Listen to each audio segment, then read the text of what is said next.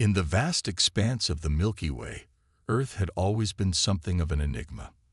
The planet's unassuming blue-green sphere, wrapped in swirling white clouds, appeared remarkably ordinary to passing alien civilizations. To the Galactic Survey Corps of the United Systems Alliance, it was just another life-bearing world, noteworthy only for its unusual abundance of liquid water and its surprisingly diverse biosphere. The Survey Corps' initial assessment of Earth in 2157 had been decidedly unimpressive. The primitive electromagnetic emissions they detected suggested a civilization barely capable of reaching its own moon. Their orbital scans revealed cities powered by inefficient fossil fuels and renewable energy sources, with no sign of antimatter reactors or zero-point energy systems. The planet's defensive capabilities appeared limited to crude chemical rockets and nuclear weapons, practically stone tools by galactic standards. Commander Zixtal of the Survey Corps filed what would become an infamously misleading report. Species shows minimal technological advancement, no significant orbital presence. Traditional conquest protocols would succeed with minimal resistance.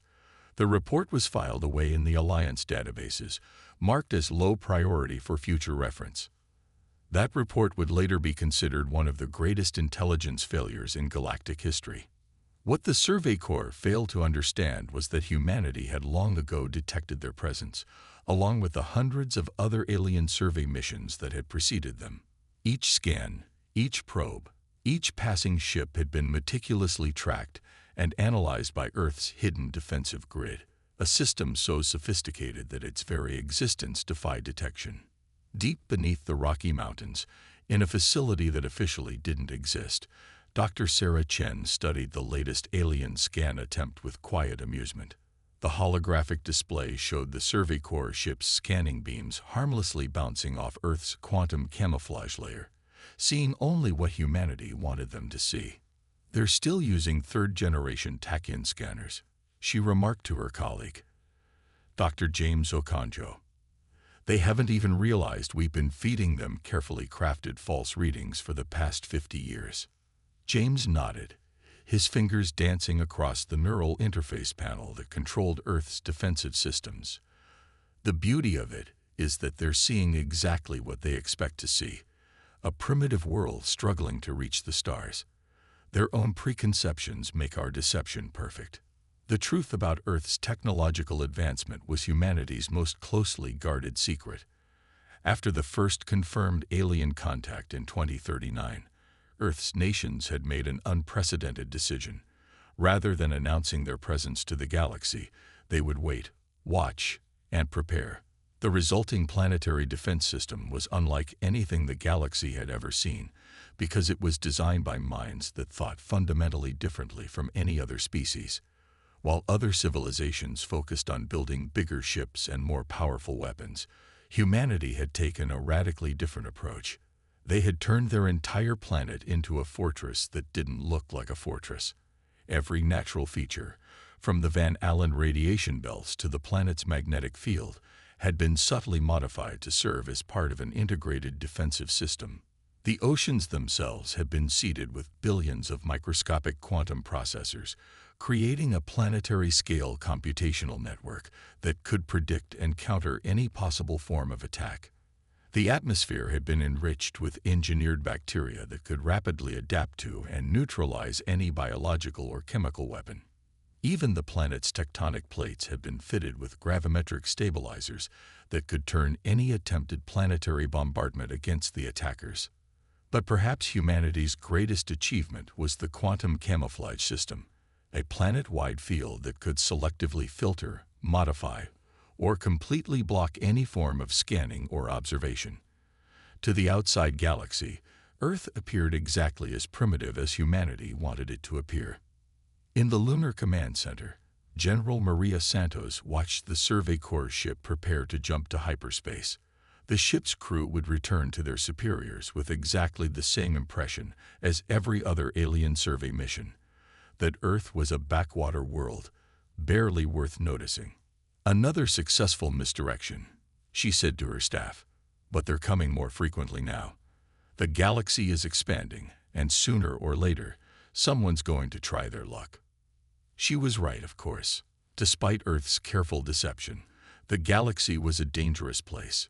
Eventually, some species would decide that the seemingly defenseless Earth was worth conquering, either for its resources or simply as an easy target for expansion. What they wouldn't know was that humanity was counting on it. After more than a century of preparation, Earth's defenders were eager to show the galaxy why their planet had remained unconquered for so long. They had developed weapons that no alien species would expect, because they operated on principles that only human minds would conceive. As the Survey Corps ship disappeared into hyperspace, Dr. Chen made a final entry in her log. Sometimes the best defense isn't a show of force. It's convincing your enemies that you're not worth the effort. But when that fails, we'll show them why humanity has survived every crisis we've ever faced. We'll show them why Earth is not just defended, but truly unconquerable. The alien ship's departure triggered automated systems throughout Earth's defense grid. Quantum sensors tracked its hyperspace signature, adding it to the vast database of potential threats. Deep beneath the oceans, automated factories continued producing microscopic machines that would help maintain the planet's defenses. In orbit, cloaked satellites adjusted their positions, maintaining the perfect coverage that kept Earth's true nature hidden from prying eyes. Humanity had learned long ago that the greatest power often lies not in what you show, but in what you keep hidden. As the galaxy's spacefaring civilizations continued to scan their seemingly primitive world, humans quietly went about their business, secure in the knowledge that they had created something unprecedented. A fortress that didn't look like a fortress, defended by weapons that didn't look like weapons, protected by a military that didn't appear to exist. The stage was set. The trap was prepared. All that remained was to wait for someone to test Earth's defenses and discover why no species that had ever attempted to conquer Earth had survived to tell about it.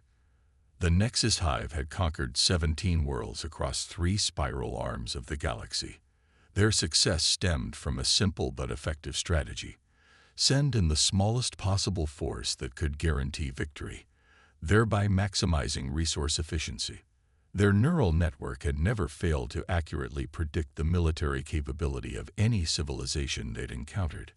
Until Earth.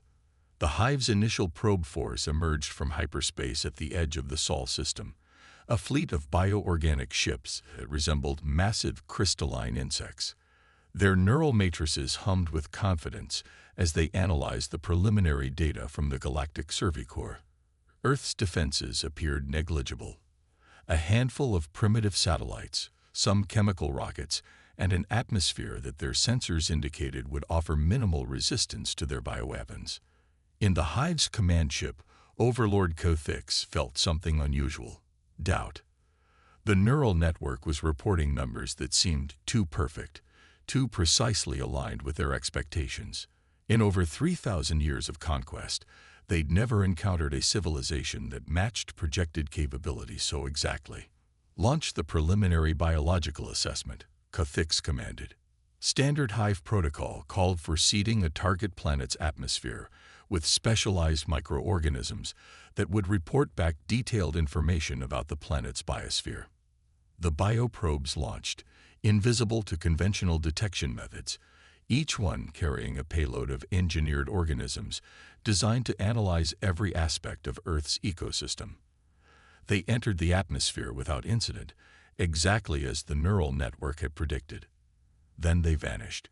Kothix felt the first ripple of alarm through the Hive's collective consciousness. The bioprobes hadn't been destroyed. They had simply ceased to exist the moment they encountered Earth's upper atmosphere. There was no energy signature, no debris, no trace that they had ever existed at all. In the Lunar Command Center, Dr. Elena Rodriguez watched the Hive's bioprobes dissolve into their component atoms, broken down by Earth's engineered atmospheric defense system. Interesting approach, she mused, studying the data streams. They're using quantum-entangled biological systems for real-time data transmission. Sophisticated, but ultimately predictable. The atmospheric defense system was one of humanity's most elegant innovations, Rather than trying to stop or destroy incoming biological weapons, they had created an ecosystem of engineered organisms that could instantly adapt to and neutralize any biological threat. The system was self-evolving, constantly improving itself based on each new challenge it encountered. Cathix launched a second wave of probes, this time protected by advanced energy shields. They too vanished without a trace. The hive's neural network began displaying error messages. The situation violated every parameter in its conquest databases. Deep beneath the Pacific Ocean, in a facility known only as Deep Node 6, Dr. Marcus Wong monitored the quantum probability fields surrounding Earth. The hive's actions were following almost exactly the pattern their simulations had predicted. "They're about to try a direct scan," he announced to his team. Activating the mirror protocols. The hive's command ship powered up its primary scanning array, preparing to envelope Earth in a comprehensive quantum analysis field that could penetrate to the planet's core.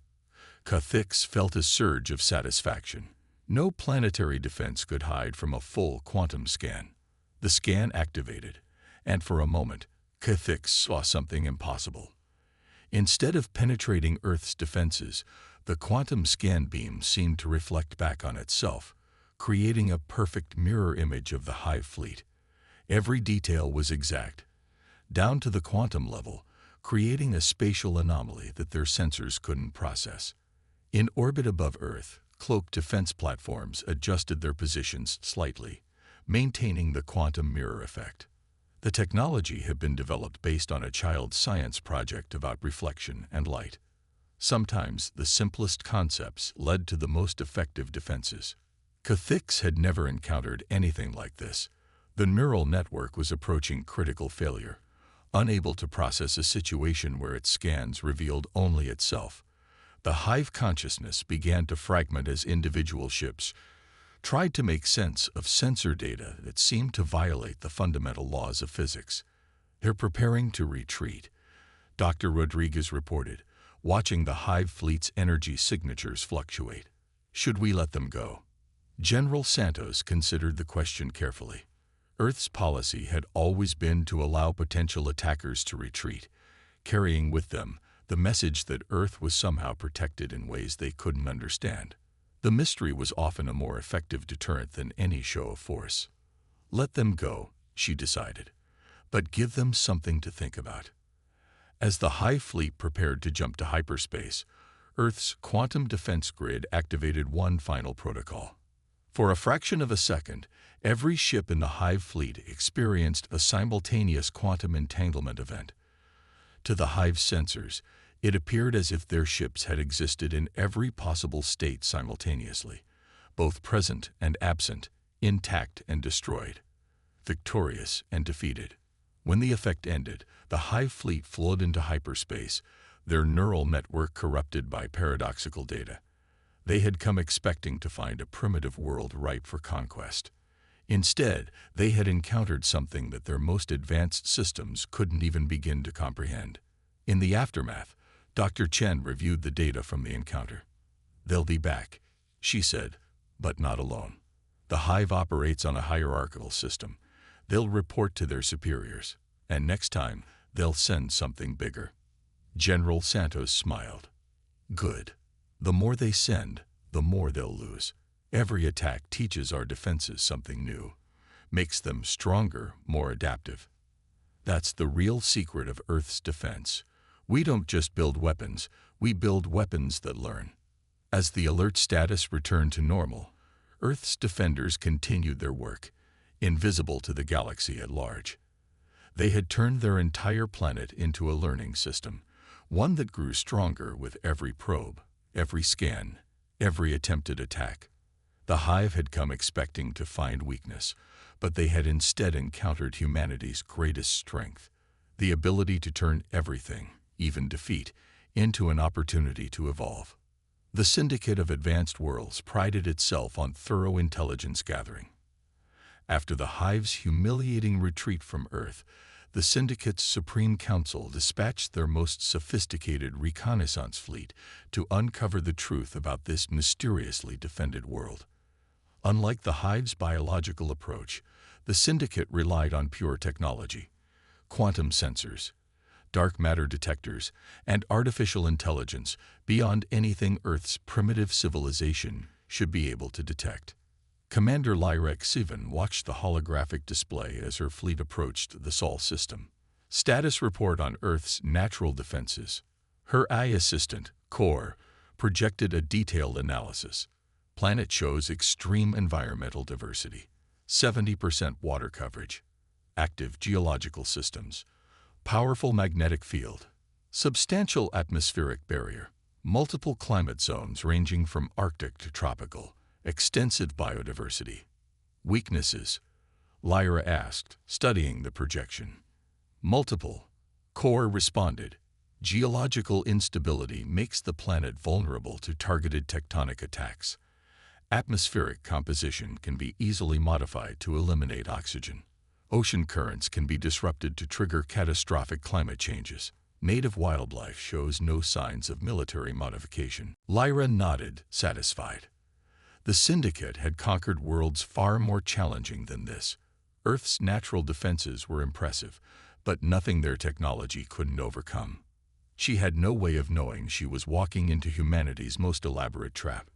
Deep within the Amazon rainforest, Dr. Isabella Santos walked through the Neurobiology Center, a facility that appeared on no maps and existed in perfect harmony with the surrounding jungle.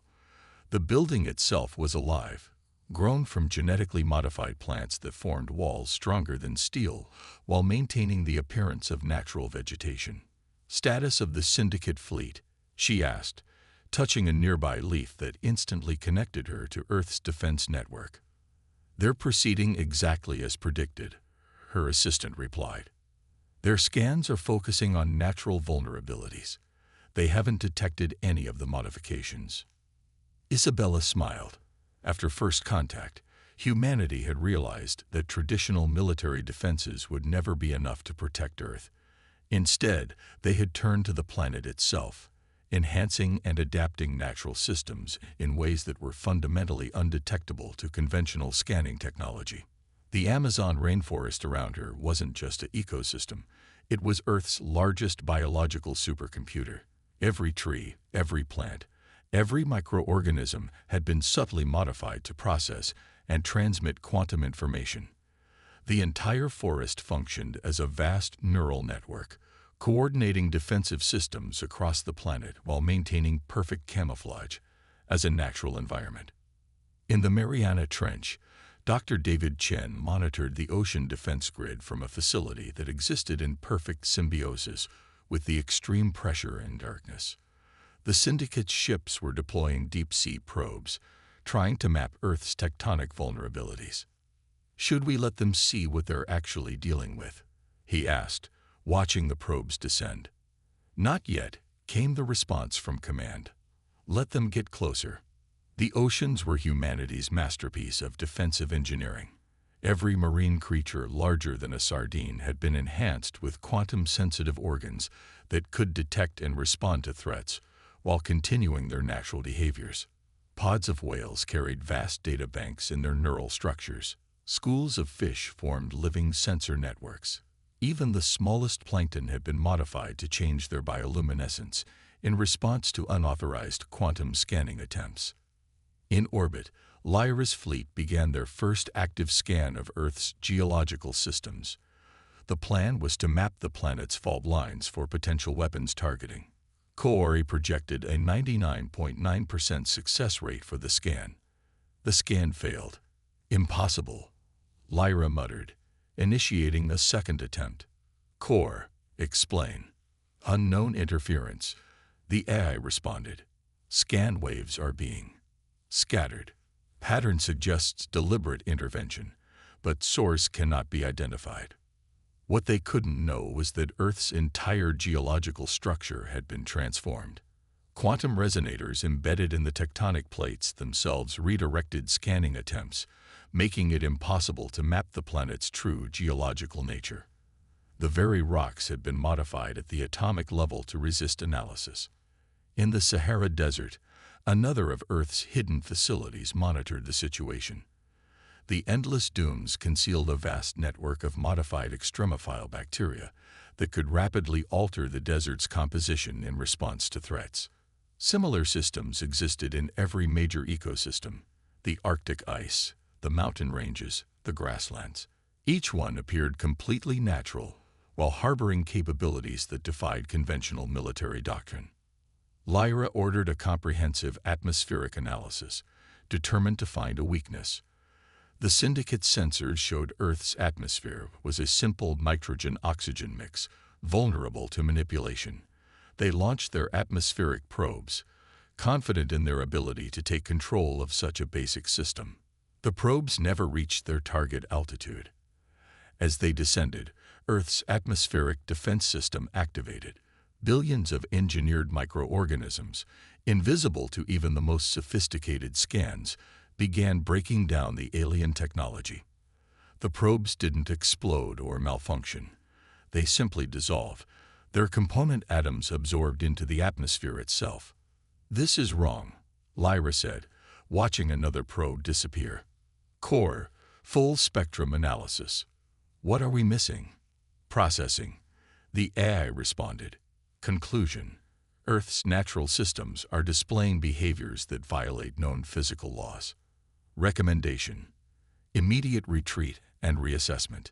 In the Neurobiology Center, Isabella watched the Syndicate fleet's confusion with satisfaction. "They're still thinking like conquerors," she observed. "They can't conceive of a defense system that doesn't look like a defense system." That was humanity's greatest innovation: the realization that the best defenses shouldn't appear to be defenses at all. Instead of building weapons, they had enhanced their entire planet's natural systems. Every ecosystem, every species, every natural process had been subtly modified to serve as part of an integrated defensive network while maintaining its original function. The Syndicate fleet's sensors suddenly detected movement in Earth's oceans. Vast shapes were rising from the depths. Whales, their bodies glowing with bioluminescent patterns that scrambled quantum sensors. Schools of fish moved in precisely coordinated patterns, generating electromagnetic fields that disrupted scanning equipment. Even the ocean currents seemed to shift unnaturally, creating vortices of quantum interference.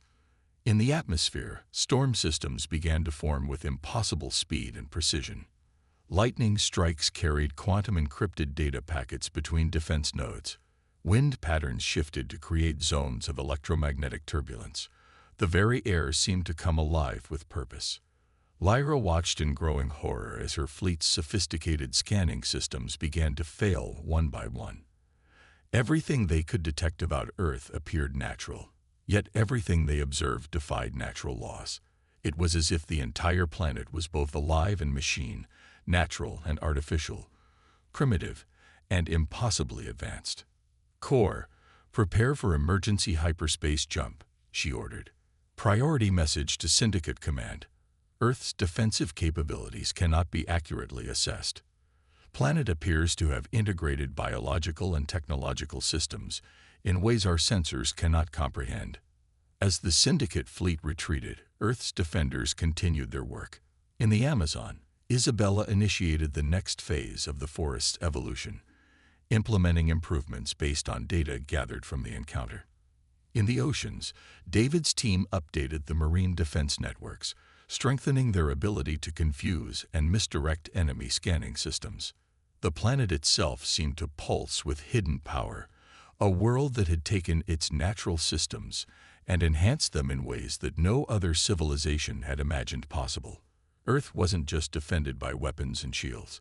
It was defended by life itself, by the very essence of nature turned to humanity's purpose. And somewhere in deep space, the Syndicate fleet carried a warning to the galaxy. Earth was not what it appeared to be.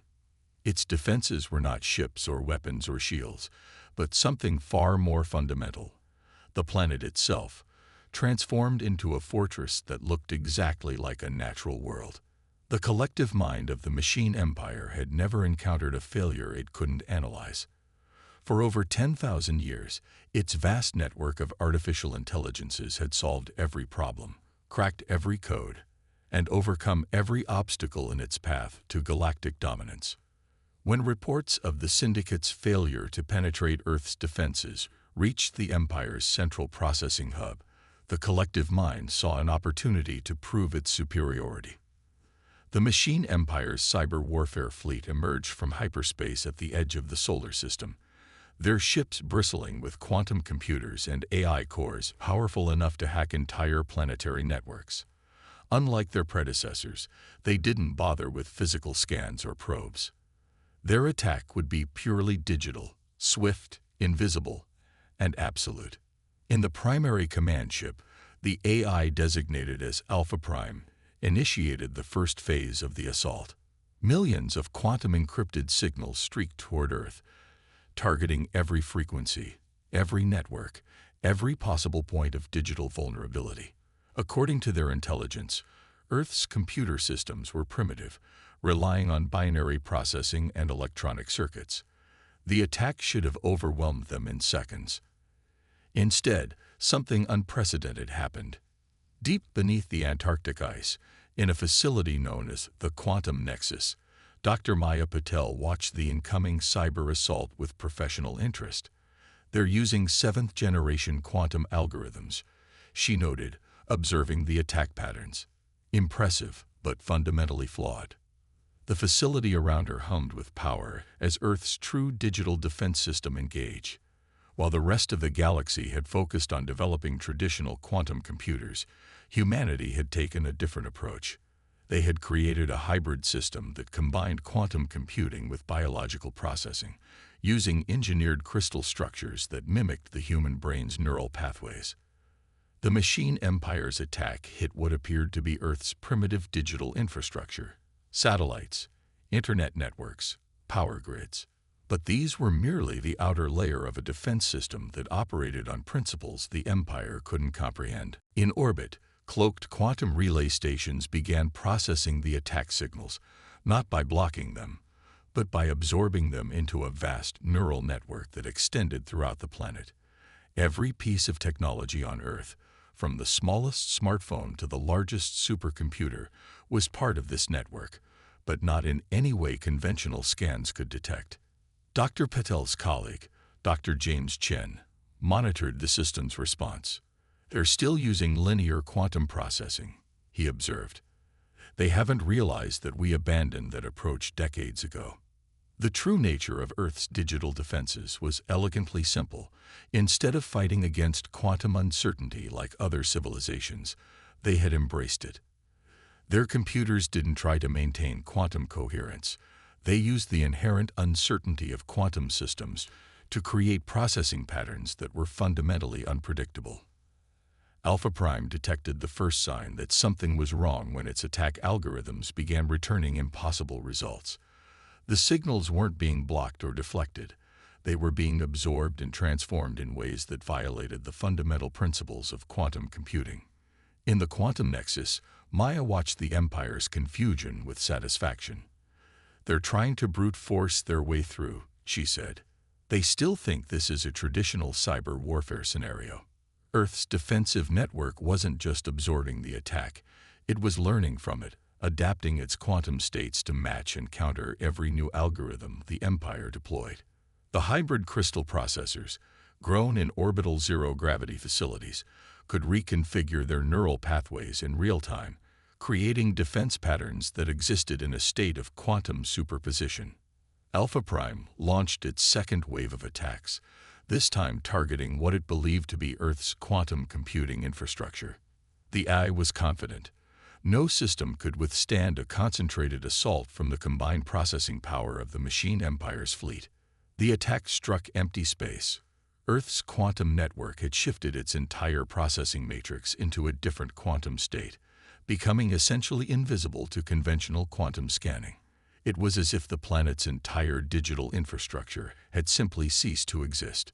In desperation, Alpha Prime attempted to trace the quantum shifts, trying to predict where Earth's network would reappear. But Earth's system didn't operate on predictable patterns. Each crystal processor in the network could maintain multiple quantum states simultaneously, creating a defense grid that existed in countless potential configurations at once.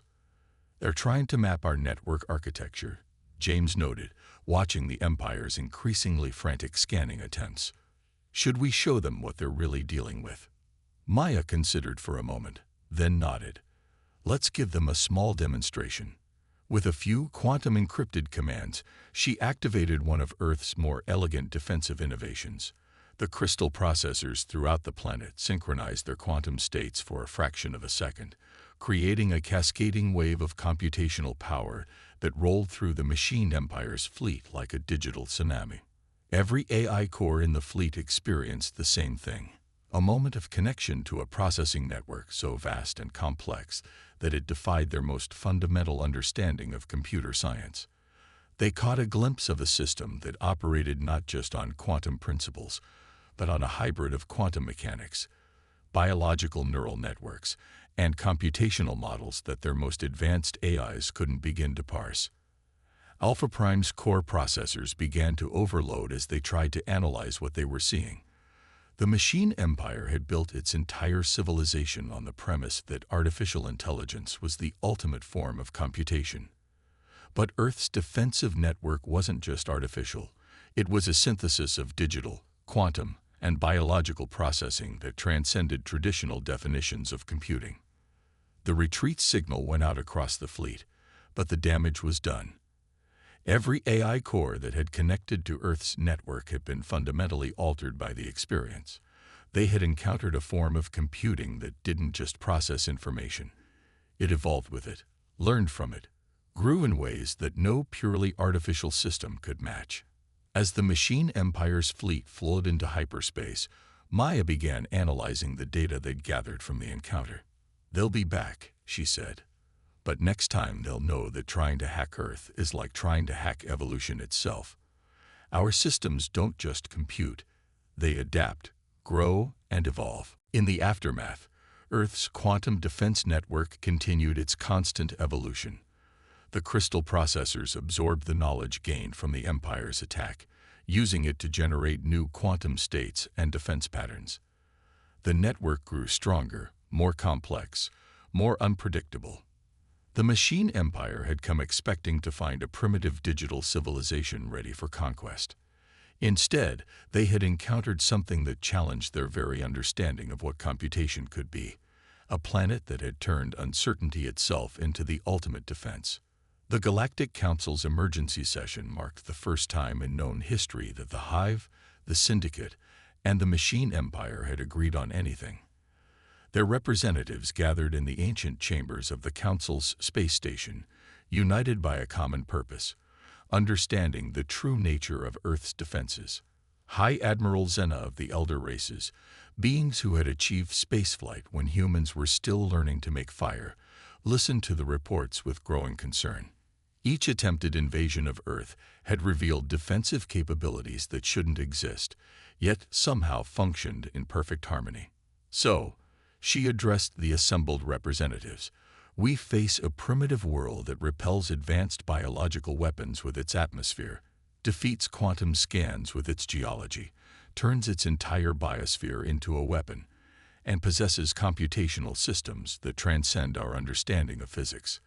The question is no longer how to conquer Earth, it's whether we truly understand what Earth is." In response, a holographic projection appeared above the council table. It showed Earth as it appeared to standard scans, a seemingly unremarkable planet with primitive technology. Then the image began to change, incorporating data from each failed invasion attempt. Layers of defense became visible: the quantum-enhanced atmosphere, the living oceans, the networked forests, the evolved wildlife, the hybrid computers, all working in perfect synchronization. But something was still missing, something fundamental that none of their investigations had uncovered. On Earth, in a facility hidden within Mount Everest, Dr. Sarah Chen met with the Global Defense Council. "They're finally asking the right question," she said, studying the feed from the council meeting. "Should we show them the truth?" The council members exchanged glances. For over a century, they had maintained the greatest deception in human history. Perhaps it was time to reveal why Earth was truly unconquerable. Dr. Chen initiated the revelation protocol. Across the solar system, Hidden quantum relays activated, sending a signal to the Galactic Council station. Their holographic display flickered, then showed something impossible. Earth wasn't just a defended planet. It was a single, integrated organism, a planetary consciousness that humanity had awakened and evolved alongside. Every defense system, every adaptation, every seemingly separate innovation was actually part of a single living entity. The atmosphere wasn't just a barrier. It was Earth's immune system, evolved over billions of years and enhanced by human science. The oceans weren't just holding modified sea life. They were Earth's circulatory system, carrying information and energy in patterns that mimicked blood flows. The forests weren't just biological computers. They were neural networks, synapses in a brain the size of a planet. And humanity wasn't just Earth's dominant species. They were its consciousness, its driving will, its purpose. Through a combination of science, innovation, and a fundamental understanding of their world that other species had never achieved, humans had formed a symbiotic relationship with their entire planet. In the council chamber, the representatives watched in stunned silence as the truth became clear. Earth's seemingly primitive technology wasn't primitive at all. It was simply operating on principles so fundamental that their advanced civilizations had overlooked them completely. The quantum computers weren't separate systems. They were interfaced directly with the planet's own electromagnetic field. The biological defenses weren't engineered. They were guided evolution, the planet itself adapting to protect its symbiotic partners. Even the geological defenses were actually Earth's natural responses, enhanced and directed by human consciousness. High Admiral Zena finally understood. "We've been thinking about this backward," she announced to the council. "We saw Earth as a primitive world with advanced defenses. The truth is, it's an advanced world hiding behind primitive defenses. We weren't failing to defeat their technology. We were failing to comprehend their very nature." The implications were staggering. Every alien civilization had developed by conquering their environment, building artificial systems to overcome natural limitations. Humanity had done the opposite. They had merged with their world, enhanced its natural systems, evolved alongside it, until the distinction between planet and civilization began to blur. You couldn't conquer Earth because Earth wasn't just a planet. It was a living fortress, a conscious entity that had spent billions of years learning to survive and had now partnered with a species that could help it thrive. Every attack didn't just face Earth's defenses. It faced the combined will of an entire living world. In the Mount Everest facility, Dr. Chen watched the council's reaction with satisfaction. "They finally understand," she said. "Earth isn't defended by weapons or shields or technology. It's defended by life itself, by the most fundamental force in the universe, evolved to its highest form." The council's decision was unanimous. Earth would be classified as a protected entity, a designation usually reserved for phenomena like living nebula or conscious star clusters. Any attempt to attack or invade Earth would be considered an act of war against a superior life form. As the council session ended, High Admiral Zena made one final observation. "Perhaps," she said, "we should stop asking why Earth is so well defended and start asking what humanity and their world might teach us about the true nature of civilization." Back on Earth, life continued as it had for centuries. The planet's defenses evolved, adapted, grew stronger. Humanity continued to innovate, to enhance, to learn. And deep beneath the surface, in the quantum-enhanced bedrock of their living world, Earth's consciousness continued its eternal vigilance, protecting the species that had awakened it and helping to guide both planet and people toward their shared destiny among the stars. The galaxy had finally learned the truth. Earth wasn't just defended. Earth itself was the defense, and humanity wasn't just its inhabitants. They were its partners in an evolutionary journey that had transformed a simple planet into something the galaxy had never seen before, a world that was truly, fundamentally, and eternally unconquerable.